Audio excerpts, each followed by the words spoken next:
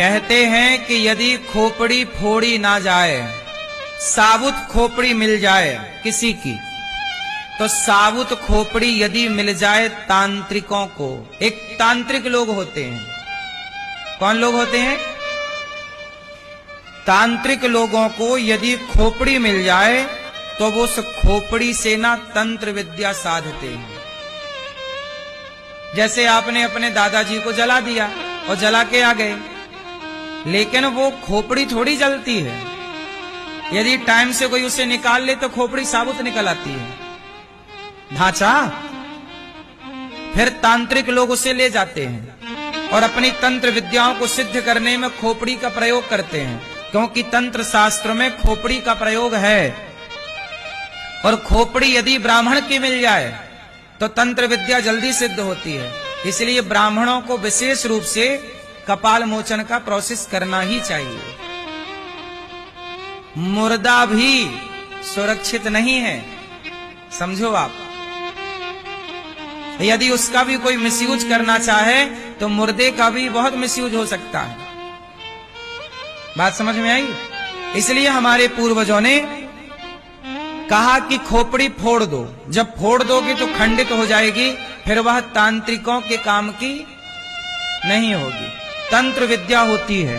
तांत्रिक लोग क्या करते हैं? खोपड़ी में, हड्डियों में ऐसे ऐसे नहीं घुमाते। आपने टीवी पे देखा होगा, वो तो डेमो है, लेकिन यथार्थ में खोपड़ी का प्रयोग होता है।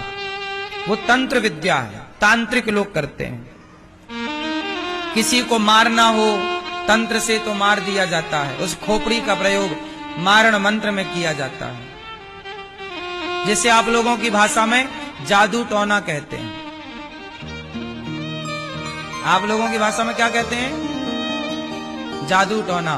वैसे अब इस जादू टोना को जानने वाले लोग हैं नहीं, लेकिन यदि कोई जानने वाला है तो वो जानने वाला उस खोपड़ी का मिसयूज कर सकता है। इसलिए हमारे यहाँ चिता पर खोपड़ी खंडित की जाती है, तोड़ करके घी डाल दिया जाता ताकि वो जल जाए। और तभी पूर्ण मृत्यु मानी जाती है जब अंतिम संस्कार हो। इसलिए हमारे यहाँ जब कोई मरता है, जैसे किसी की मृत्यु हुई 10वीं तिथि को, उदाहरण जैसे कोई मरा 10वीं तिथि को, लेकिन उसका अंतिम संस्कार हुआ एकादशी को। मरा 10वीं को और अंतिम संस्कार हुआ एकादशी को, तो बताओ उसकी मृत्यु कब मानी जाएगी? 10वीं को कि एकादशी को? हाँ, इसलिए जिस दिन अंतिम संस्कार होता है उसी दिन से उसके पिंडदान की तिथि निश्चित होती है, श्राद्ध की तिथि निश्चित होती है। उसी दिन से 13वें दिन 13वीं की तिथि निश्चित हो। मृत्यु के दिन से 13 दिन नहीं गिना जाता, अंतिम संस्कार से 13 दिन गिना जाता है। इसका मतलब है कि मरा हुआ व्यक्ति अभी मरा नहीं, जब तक उसका अंतिम संस्कार ना हो तब तक पूर्ण मृत्यु नहीं मानी जाती। तो ये हो गया मृत्यु का विधान। अब आगे चलते हैं। 13 दिन बाद ही क्यों होता है प्रोसेस 13वीं का? इसका कारण है कि जब आदमी का अंतिम संस्कार होता है तो अंतिम संस्कार के बाद जैसे आदमी की 13वीं अग्नि हो गई, चिता पे जल गया, तो कहते हैं चिता पे जलने के बाद 13 दिन तक वह प्राणी वही होता है आसपास। यमदूत उसे शरीर से तो निकाल कर ले जाते हैं, पर वह वहीं भटकता रहता है। क्यों? क्योंकि यमराज, यमदूत उसे ये दिखाना चाहते हैं कि देख, जिस परिवार के लिए तो रोता रहा, परेशान होता रहा, अब वो परिवार देख, तेरे बिना तू कहता था कि मेरे बिना क्या होगा, देख तेरे बिना सब हो रहा है कि नहीं। जिस अभिमान में तू जीता था, आपको क्या लगता है मेरे बिना क्या होगा, मेरे बिना क्या होगा? अरे भाई साहब, तुम आराम से मरो, सब बिंदास होगा। क्या रुका है? किसका रुका है? किसी का रुका हो तो बताओ। हम इस झूठे घमंड में रहते हैं कि हमारे बाद क्या होगा, सब बढ़िया होता है।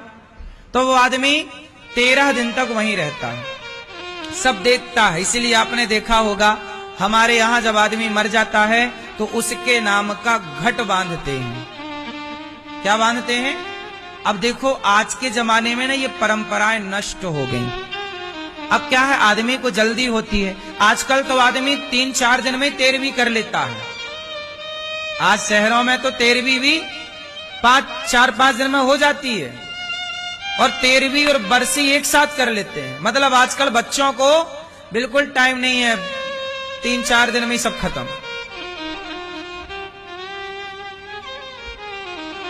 हाँ या ना? तो आजकल लोग मनमाना चल रहे हैं। अब शास्त्रों से कोई लेना देना किसी को नहीं, जो अच्छा लग रहा है लोग वो करते हैं, मनमाना आचरण। जब आदमी मरता है तो उसके नाम का घट बांधा जाता है। घट मीन्स घड़ा। हमारे यहाँ पीपल पे बांधते हैं, पीपल पे घड़ा बांधते हैं। कहा जाता है कि वह जीव प्राणी यहाँ होता है और वह घड़े का पानी पीता है। उतने दिन 13 दिन मतलब कुछ दिन, 13वीं दिन तो 13वीं होती है, तो फिर वो 13वें दिन जो जूठन बचता है ब्राह्मणों का, इसलिए 13वीं जब खाओ। अच्छा, एक चीज आपने ध्यान दी होगी, 13वीं सबको पचती नहीं है, पता आपको? पूड़ी तो पूड़ी होती है, पर 13वीं की पूड़ी गजब की होती है। मुझे सूट नहीं करती कभी, इसलिए मैं कभी 13वीं इत्यादि नहीं करता, खाता मतलब 13वीं। क्योंकि ब्राह्मण जब 13 ब्राह्मण बैठते हैं भोजन करने, तो वह अपनी थाली से एक एक पूड़ी निकालते हैं उस प्राणी के नाम की, जिस प्राणी की वो 13वीं खाने आते हैं, और निकाल करके उस प्राणी के नाम की फिर वो पूड़ियां, वो प्रसाद गाय को खवाया जाता है या पक्षियों को डाला जाता है। तो कहते हैं 13 दिन तक वो वहीं रहता है। 13वें दिन को जो ब्राह्मण खाए वो सारा पुण्य लेकर के जाता है।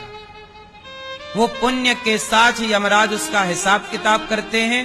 उस हिसाब किताब के बाद उसका पुण्य हुआ तो मोक्ष मिला या स्वर्ग मिला, गलत काम थे उसके ज्यादा तो नरक मिला। अब फिर वो अपने बच्चों से उम्मीद करता है कि आप मेरे नाम से करो, इसलिए उनकी तिथि पर आप लोग गया श्राद्ध करते हैं, पिंडदान करते हैं, तर्पण का। हर बेटे को अपने माँ बाप के नाम का श्राद्ध करना चाहिए, पिंडदान करना चाहिए, तर्पण करना चाहिए। आजकल के बच्चे कुछ मानते ही नहीं, बोले हम तो साइंस के स्टूडेंट हैं, हम ये सब क्यों माने।